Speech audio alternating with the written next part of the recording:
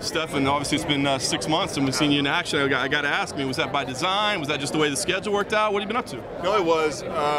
You know, I lost that fight in September, but beginning of last year I had shoulder surgery, and UFC offered me to fight for September.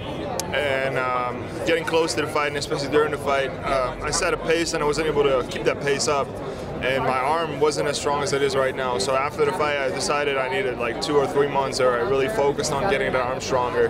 And you know, it took a couple extra months for the next fight, but you know, you heal up and you feel better. So the arm is great now. So regret? I mean, was that a lesson for you? I mean, did you go in there maybe injured when you shouldn't have? I wasn't injured. I was as good as I could have been, but I should have taken more time with the shoulder. You know, it's different with everybody, but I definitely need a little longer for it to really get stronger again. And I'm happy I did it after the last fight. You know, it is what it is. You know, I can't change it. You know, it was still a good fight, and it really hurts that I lost in my home country for in front of a full arena that was there for me. You know, and but yeah, no, it was what it is. You know, he was the better man that night, and that's it. I was going to ask, I mean, obviously you want to pick up the win every time, but it was an exciting fight. I mean, it was fight of the night. It was a show in your home country. I mean, do you still take pleasure out of that? I mean, is there anything good to say? For sure, you know, I was really fired up. You know, I had a little bit of a layoff, and then I fought in front of my home crowd again, a little over a year after I knocked out Bigfoot. The arena just exploded. It was crazy, and I knew that energy was going to be there again, and I wanted to redo it. I wanted to relive that, you know, and I went into the fight, and I started off with a pace where I normally don't start off like that. I wanted to put him out in the first round. I came close a couple times, you know, and then I hit him with that knee, which caused a huge cut on his under his eye.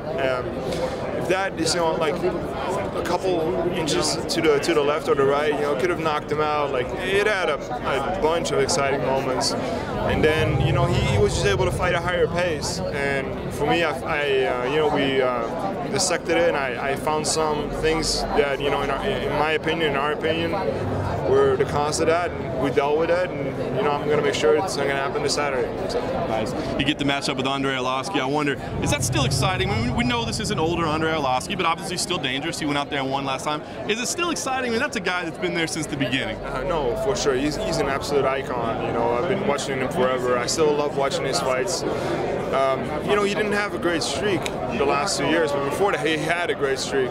If you look at the opponents, though, who, you know, handed him the losses, it's Stipe, Alistair, Ngannou, Just Barnett, Marcin Tybura. I mean, like, hey, you know, those aren't bumps, you know, and in heavyweight, things can change real fast, and if you get caught, you get caught. But in my opinion, skill-wise, especially standing up, he's still one of the best heavyweights in the world. You know, I could be on my A game, got to be focused, and if I'm not, he could put me away. Simple as that, you know. So he's an icon. He still looks like a freaking Spartan, you know. So I just know I'm ready, and I'm happy that I'm fighting an icon like that on a UFC pay-per-view. So.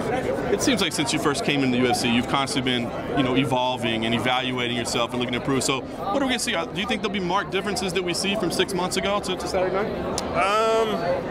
Could be. You know, you never know how the fight goes. You never know what you really get to showcase in that fight, because it could be over in 20 seconds. It could not hit the ground. It could, you know, you never know. So I always try to improve, and I really work hard to always improve. So if you don't have that, the drive and like the will to improve, then you need to ask yourself if you really want to do this. So.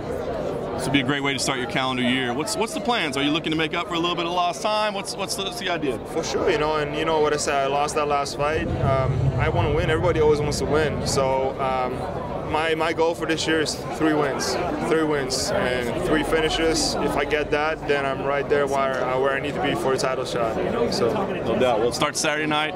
When you see this one playing out, how do you think this goes? He's going head hunting. Simple as that.